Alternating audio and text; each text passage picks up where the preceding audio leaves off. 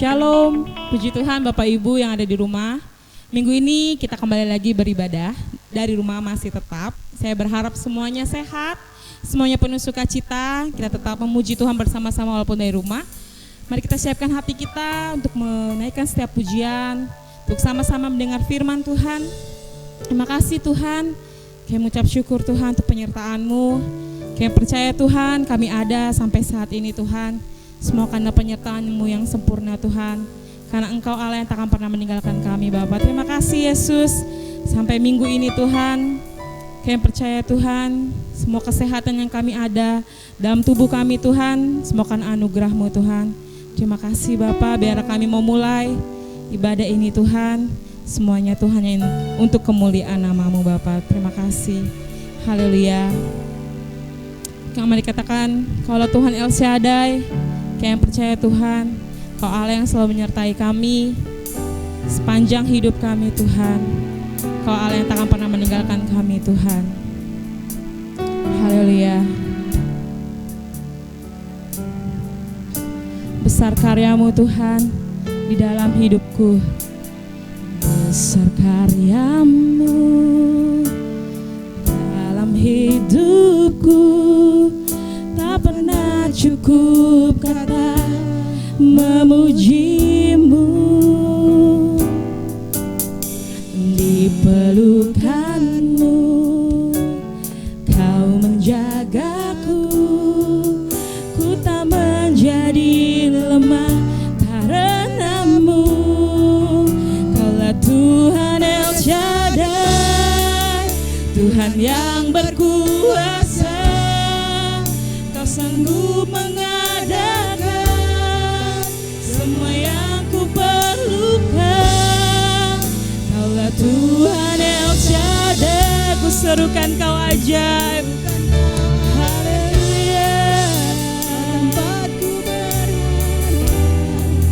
yang selalu setia menyertaiku. Katakan lagi, besar karya-Mu Tuhan.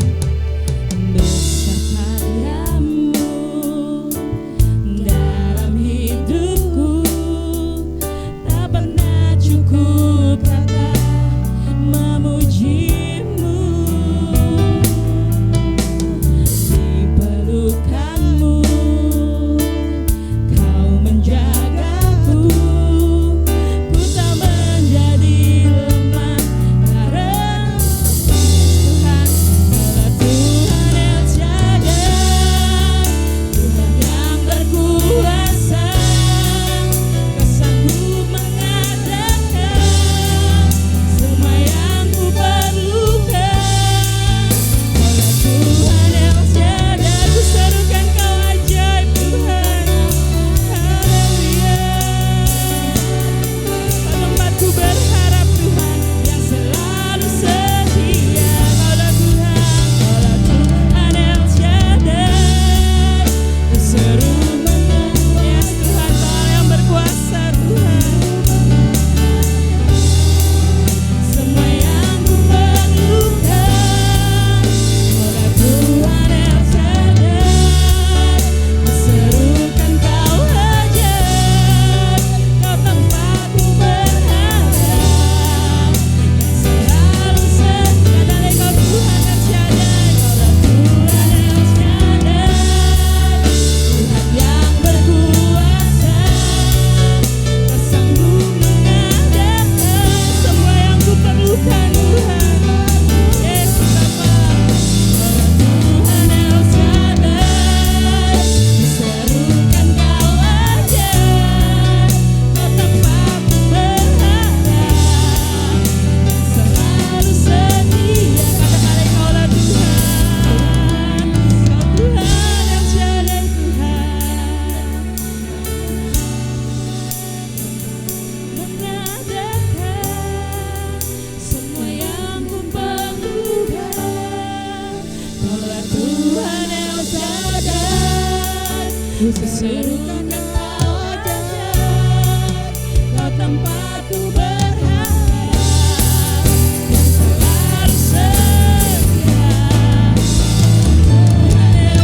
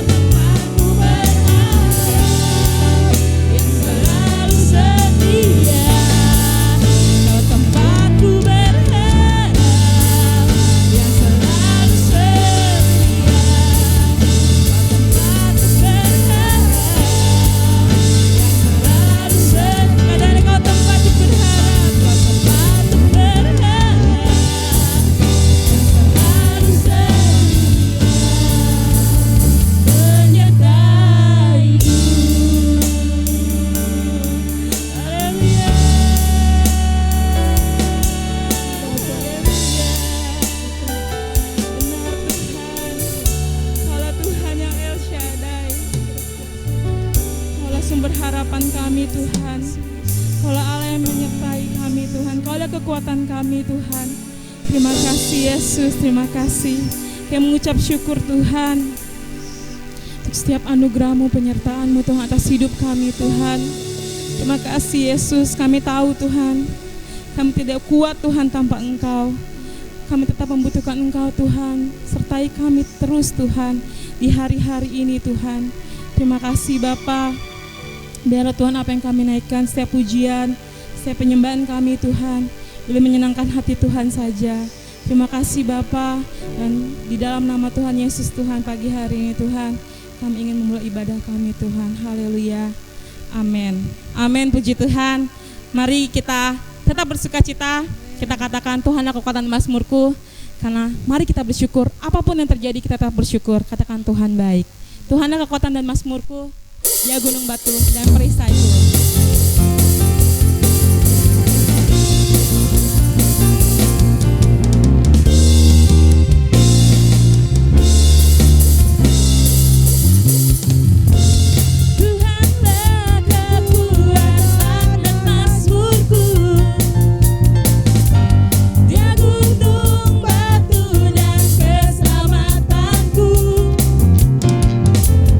Hanya padamu hati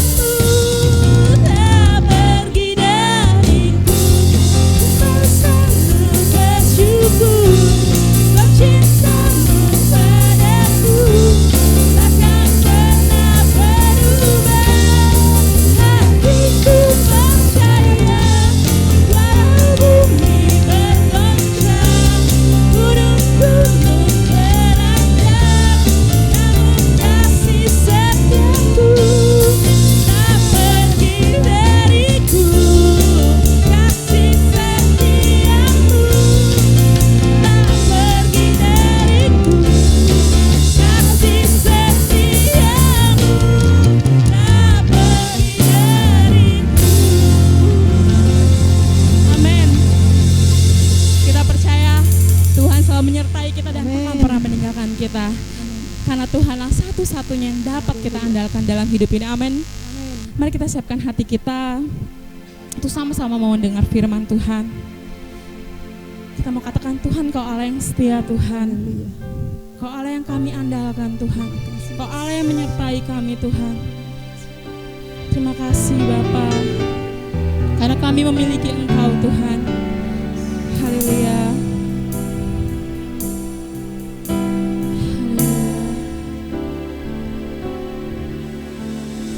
Engkau Tuhan yang setia,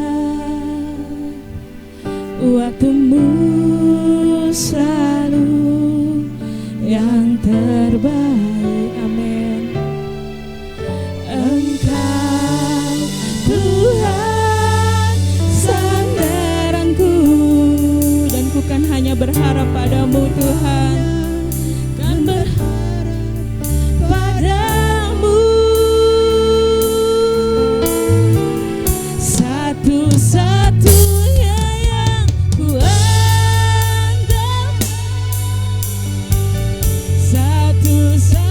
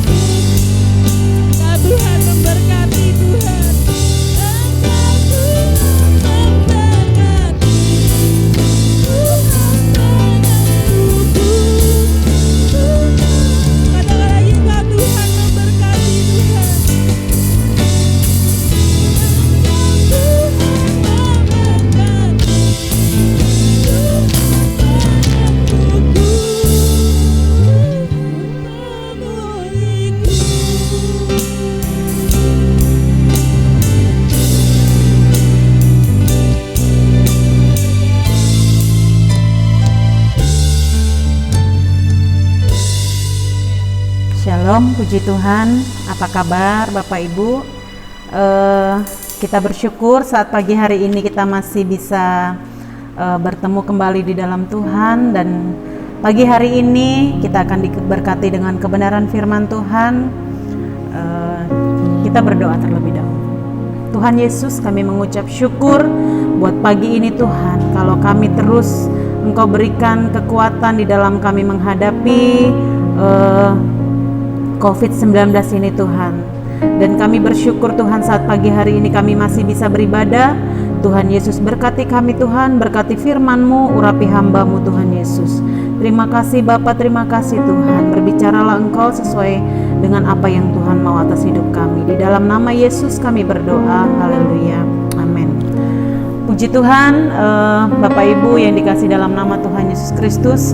Kalau kita masih diberikan kesempatan oleh Tuhan pagi hari ini untuk kita beribadah, saya percaya bahwa Tuhan masih memiliki rencana di dalam hidup kita. Tuhan masih memiliki rencana untuk apa yang mau kita lakukan di hari-hari berikutnya ini. Walaupun saat ini kita masih ada di rumah kita masing-masing beribadah, kita mau terus sama-sama berdoa, menyatukan hati kita supaya apa? Supaya Tuhan menyatakan kehendaknya, supaya Tuhan terus berkarya. Dan kita percaya bahwa lewat campur tangan Tuhan kita pasti dapat melewati hari-hari yang secara daging ya, secara manusia ini sulit. Pagi hari ini kita akan diberkati dengan kebenaran firman Tuhan dengan judul merayakan keberhasilan. Kita akan membaca bersama-sama dalam Lukas 5 ayat 1 sampai 11. Hanya saya akan membacakan ayat 1 dan ayat 2. Pada suatu kali, judulnya penjala ikan menjadi penjala manusia. Pada suatu kali Yesus berdiri di pantai Danau Genesaret, sedang orang banyak mengerumuni Dia hendak mendengarkan firman Allah. Ia melihat dua perahu di tepi pantai, nelayan-nelayannya telah turun dan sedang membasuh jalannya. Cerita firman Tuhan ini adalah tentang Yesus. Ketika itu dia ada di daerah Genesaret ya, di Danau Galilea. Dan ketika itu dia sedang memberitakan firman kepada orang banyak yang berbondong-bondong datang berkerumun untuk mendengarkan firman yang daripada Tuhan.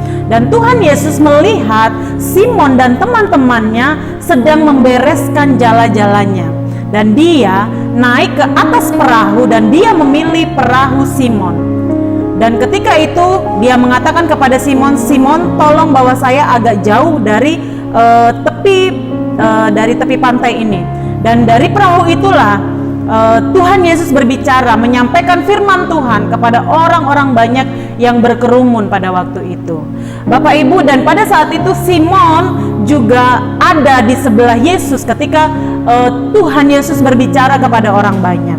Lalu setelah Tuhan Yesus selesai berbicara kepada orang banyak, Tuhan Yesus meminta Simon untuk membawa perahunya ke tempat atau ke danau yang lebih dalam.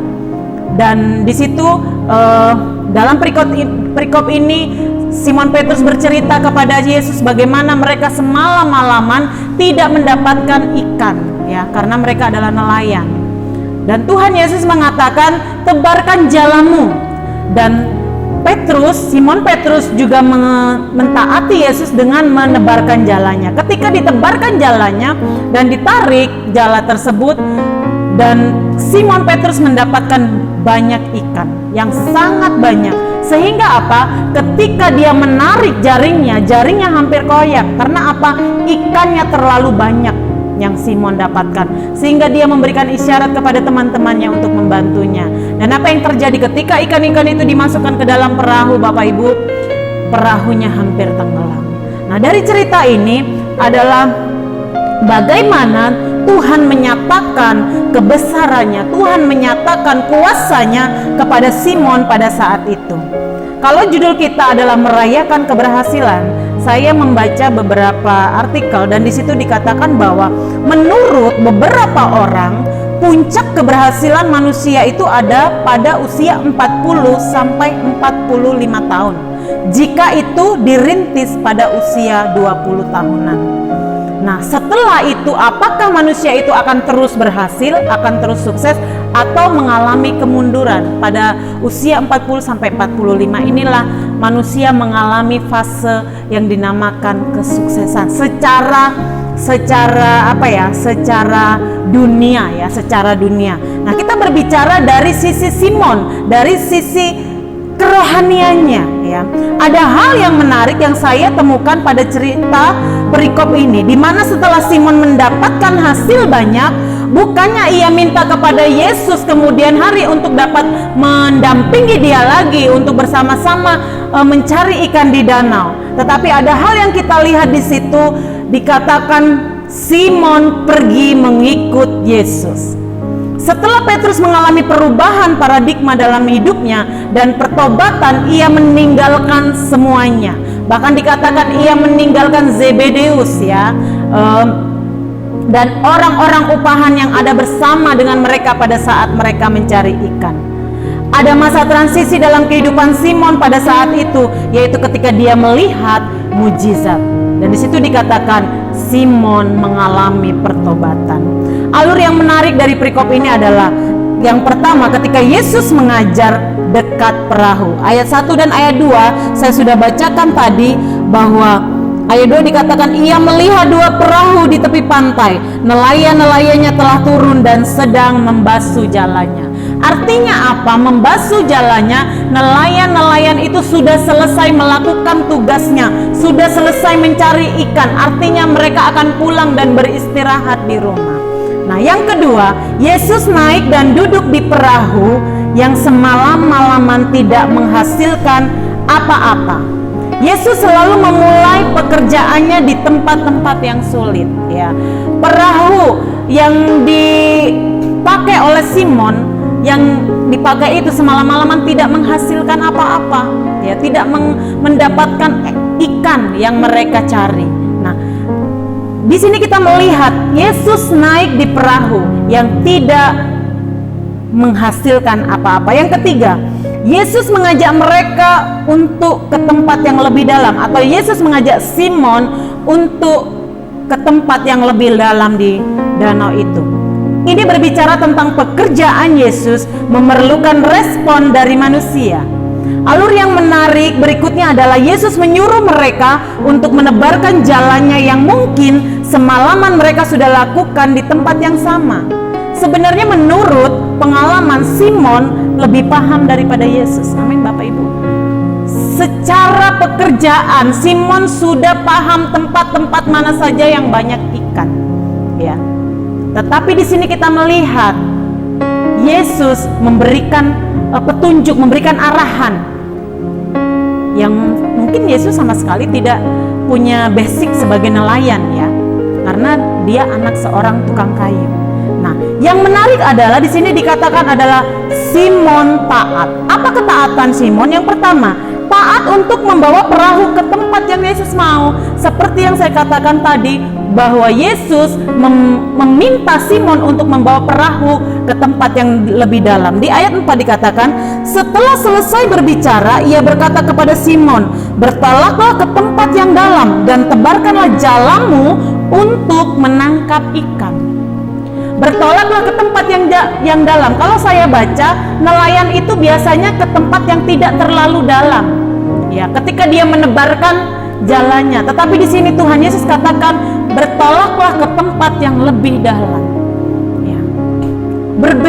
Berbeda dengan pengalaman Petrus pada saat itu. Tetapi di sini kita melihat Simon taat melakukan apa yang Yesus mau. Bisa saja Simon menolak karena dia berpikir akan sia-sia. Tetapi di sini kita melihat bahwa Simon taat kepada perintah Yesus. Yang kedua, taat untuk menebarkan jalannya, yang artinya mereka siap untuk menerima resiko, tidak memperoleh apa-apa, ya, tidak memperoleh apa-apa. Di ayat 5 dan 6 dikatakan bahwa Simon menjawab, "Guru, telah sepanjang malam kami bekerja keras dan kami tidak menangkap apa-apa. Tetapi karena Engkau menyuruhnya, aku menebarkan jala juga." Dan setelah mereka melakukannya, mereka menangkap sejumlah besar ikan sehingga jala mereka mulai koyak, ya. Taat untuk menebarkan jalannya. Ada tindakan iman di sini. Saya katakan bahwa ada tindakan iman di sini. Seringkali kita gagal dalam fase ini. Kita gagal dalam hal ini ketika kita hendak melakukan. Ketika kita hendak bertindak, kita gagal. Apa yang mempengaruhi kegagalan kita untuk kita tetap taat kepada Tuhan?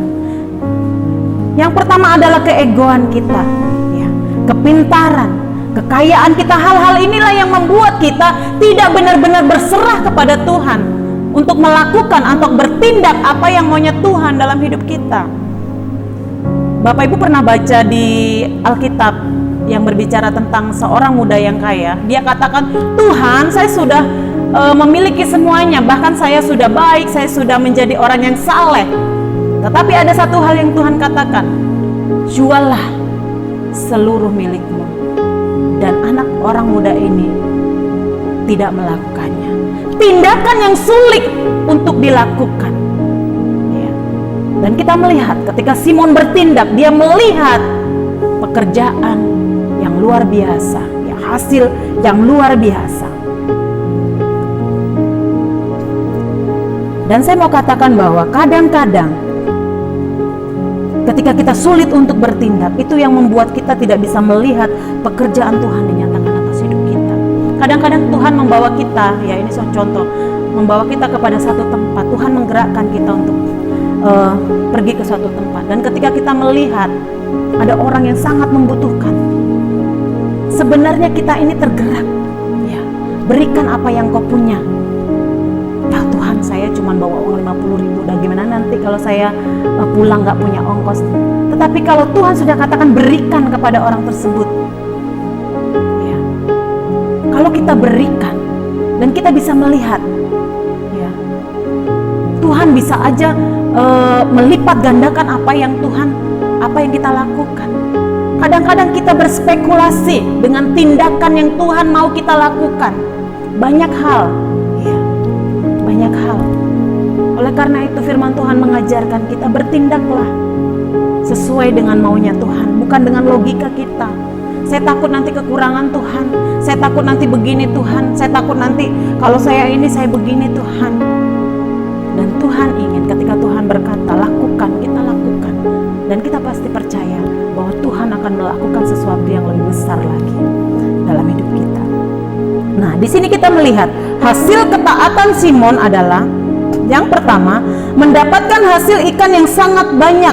Jaring mereka sampai robek. Ayat 6-7 dikatakan, dan setelah mereka melakukannya, mereka menangkap sejumlah besar ikan sehingga jala mereka mulai koyak. Ayat 7, lalu mereka memberi isyarat kepada teman-temannya di perahu yang lain supaya mereka datang membantunya, dan mereka itu datang. Lalu mereka bersama-sama mengisi kedua perahu itu dengan ikan hingga hampir tenggelam.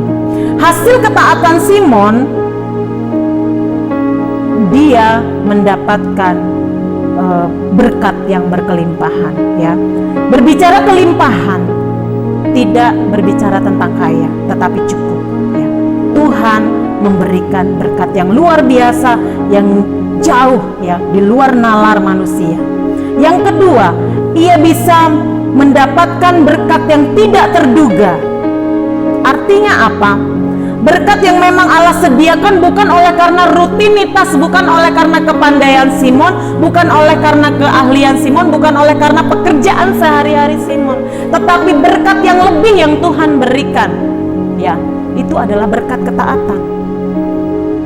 Kadang kita berpikir, Tuhan, kehidupan saya ya nggak masuk akal, pendapatan saya sebulan segini, tapi kalau dihitung-hitung kok bisa lebih dari apa yang seharusnya saya dapatkan dalam satu bulan. Dan saya mau katakan ini adalah berkat lebih yang sering Tuhan berikan dalam hidup kita. Dan Simon sudah mengalami hal ini. Dia mendapatkan berkat yang lebih, ya, di dalam ketaatannya. Yang kedua dikatakan hasil ketaatan Simon adalah pertobatan. Pekerjaan Yesus yang di luar nalar atau logika telah mengubah kehidupan Simon. Di dalam ayat 8 dan 9 dikatakan, Ketika Simon Petrus melihat hal itu, ia pun tersungkur di depan Yesus dan berkata, "Tuhan, pergilah daripadaku, karena aku ini seorang berdosa." Sebab ia dan semua orang yang bersama-sama dengan dia takjub oleh karena banyaknya ikan yang mereka tangkap. Ada pertobatan yang telah mengubah kehidupan Simon pada saat itu. Oleh karena apa? Oleh karena Tuhan telah melakukan sesuatu yang di luar nalar, yang di luar logika manusia. Seperti apa? Seperti yang biasa mereka di tempat yang dangkal, Tuhan mengajak mereka ke tempat yang dalam. Ya. Ketika mereka membereskan pekerjaan mereka, harusnya pekerjaan mereka selesai, tetapi Tuhan mengajak Simon untuk memulai lagi. Dan yang luar biasanya, Petrus atau Simon mendapatkan hasil yang sangat-sangat menakjubkan. Di situ dikatakan bahwa sebab ia dan semua orang bersama-sama dengan dia takjub oleh karena banyaknya ikan yang mereka tangkap. Dan disinilah yang mengubahkan kehidupan Simon, sehingga dia mengatakan kepada Tuhan bahwa Tuhan, pergilah daripadaku karena aku ini seorang berdosa. Ya. Berkat yang Simon terima bukan membuat Simon semakin menginginkan lebih, tetapi membuat dia sadar bahwa Tuhan, aku bukan siapa-siapa, Engkau sudah menunjukkan hal yang luar biasa dalam hidup saya. Simon telah mengalami perubahan oleh karena pekerjaan Yesus pada saat itu, oleh karena perintah Yesus dan oleh karena ketaatannya. Ketika seseorang ingin benar-benar mengalami jamahan Tuhan, dia harus mau taat. Dan yang ketiga, hasil dari ketaatan Simon, mereka menjadi murid. Menjadi murid adalah pilihan. Menjadi murid Yesus adalah pilihan. Di ayat 10 dan 11 dikatakan, demikian juga Yakobus dan Yohanes, anak-anak Zebedeus yang menjadi teman Simon. Kata Yesus kepada Simon, jangan takut, mulai dari sekarang engkau akan menjadi penjala manusia, akan menjala manusia. Artinya apa? Ada perubahan dari menjala ikan, dari seorang nelayan menjadi penjala manusia. Ya. Dan ini adalah pilihan Yesus. Mengikut artinya, ya, mengikut artinya siap untuk dijadikan murid dan selalu bersama-sama dengan Yesus. Dan ini butuh penyerahan, butuh ketaatan. Siap untuk dijadikan murid dan selalu bersama-sama dengan Yesus. Yang tadinya menjala ikan menjadi penjala manusia. Mereka hanya seorang nelayan dan Tuhan memilih mereka menjadi penjala manusia. Keberhasilan apa yang mereka dapatkan? Kepuasan secara materi, ya. Semangat, gairah hidup, punya harapan. Kebanggaan bagi mereka untuk menjadi murid Kristus. Pada saat itu banyak orang berbondong-bondong datang kepada Tuhan, ingin mendengarkan apa yang Tuhan katakan, firman Tuhan yang Tuhan katakan. Dan mereka merasa bahwa tidak heran, nelayan ini merasa bahwa ini adalah suatu kehormatan mereka dipilih menjadi murid Yesus. Seberapa banyak yang kita merasa terhormat pada saat ini ketika kita dijadikan pelayan Tuhan? Atau kita sering mengeluh, capek, lelah. Tetapi Tuhan katakan bahwa murid itu adalah pilihan. Kita adalah umat pilihan Tuhan, ya. Ketika Tuhan sudah memilih kita, banggalah, ya, berbanggalah, karena ini adalah satu kehormatan. Dan di sini banyak di antara kita ketika kita ada dalam masalah untuk melakukan sesuatu hal dan kita gagal, kadang kita putus asa, kita masa bodoh dengan sekitar kita. Namun tahukah kita, kalau kita melihat dari perikop ini, bahwa Allah memakai kegagalan kita untuk menunjukkan mujizat yang besar. Kuncinya adalah taat. Lakukan apa yang dikatakan firman Tuhan. Jangan menyerah. Usaha yang sulit Allah sangat menghargai. Yakinlah di tengah kesulitanmu Allah memperdulikanmu. Mungkin tidak pernah terpikir oleh nelayan-nelayan ini, Yesus memperhatikan mereka. Kesulitan yang mereka alami sepanjang malam, tapi Tuhan mengerti. Dan lihatlah apa yang Tuhan bisa lakukan buat saudara dan saya. Di tengah kesulitan ini, Ketika Tuhan sudah membuat kita berhasil melewati masalah kita, dan Tuhan menginginkan kita menjadi murid-Nya, apa yang harus kita lakukan? Kita harus membereskan jaring-jaring kita. Artinya apa? Bereskan masa lalu kita. Supaya apa? Supaya keberhasilan itu dapat kita nikmati bersama-sama dengan Tuhan. Ya, pekerjaan kita, usaha kita, segala sesuatu yang berhubungan dengan pribadi kita, keuangan kita harus bereskan. Mengikut Yesus artinya melayani Tuhan seluruh kehidupan kita. Apa yang Tuhan percayakan saat ini, Bapak Ibu? Mungkin saat ini kita ada di rumah. Tuhan percayakan jiwa, orang tua, anak yang belum mereka mengenal Tuhan. Saatnya kita perdengarkan Injil. Kita tidak bisa beribadah keluar, dan kita beribadah di rumah. Tunjukkan bagaimana kita hidup, cara hidup kita sebagai murid Kristus. Itulah yang saat ini kita lakukan sebagai orang-orang yang dipilih oleh Tuhan. Bapak Ibu sadar bahwa dalam kesulitanmu, Tuhan sedang melihat. Tuhan sedang melihat. Tuhan izinkan ada masa-masa sulit dalam hidup kita seperti Simon. Tapi percayalah, Yesus selalu bekerja pada tempat, situasi, dan waktu yang sulit. Dan disitulah kita bisa melihat pekerjaan Tuhan dengan mata rohani kita. Ya. Asal kita mau taat. Kesimpulannya adalah jangan menyerah. Ya. Jika saat ini saudara ada dalam masa sulit, ya, mungkin merasa gagal, mungkin saudara sakit, kekurangan, ditinggalkan.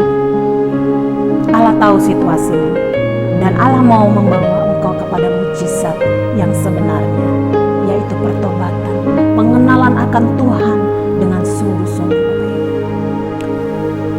Dan saya percaya bahwa pagi hari ini, Bapak Ibu, ketika engkau taat kepada Tuhan, yakinlah bahwa Tuhan akan melakukan perkara yang tidak pernah kita pikirkan sebelumnya. Puji Tuhan. Firman Tuhan sampai di sini, kita akan berdoa terlebih dahulu. Kami mengucap syukur Tuhan bahwa Engkau begitu baik dalam hidup kami, Tuhan. Engkau begitu luar biasa dalam hidup kami, Tuhan. Bapa yang baik, Engkau melihat umat-Mu saat ini. Engkau memberkati mereka. Engkau ada dalam kehidupan jemaat-Mu. Mereka yang mengalami kesulitan, kekurangan, bahkan mereka saat ini yang sedang mengalami pergumulan demi pergumulan. Kami tahu bahwa Engkau ada di situasi-situasi sidang jemaat-Mu. Terima kasih Tuhan, terima kasih. Berkatilah seluruh sidang jemaat-Mu. Berkatilah kami semuanya Tuhan. Dan kami rindu Tuhan, Engkau hadir di dalam keluarga demi keluarga Tuhan.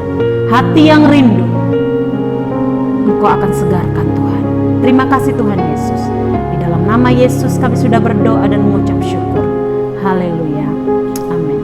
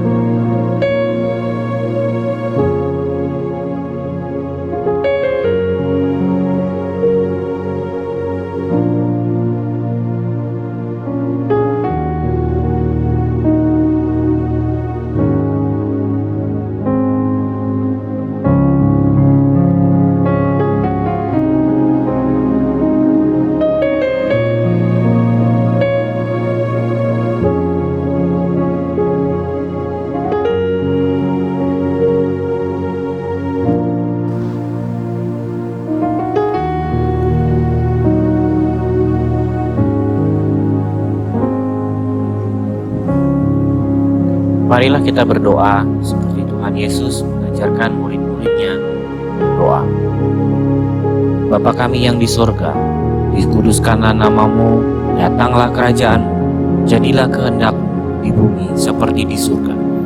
Berikanlah kami pada hari ini makanan kami yang secukupnya, dan ampunilah kami akan kesalahan kami, seperti kami juga mengampuni orang yang bersalah kepada kami. Dan janganlah membawa kami ke dalam pencobaan, tetapi lepaskanlah kami daripada yang jahat, karena Engkaulah yang mempunyai kerajaan dan kuasa dan kemuliaan sampai selama-lamanya. Amin.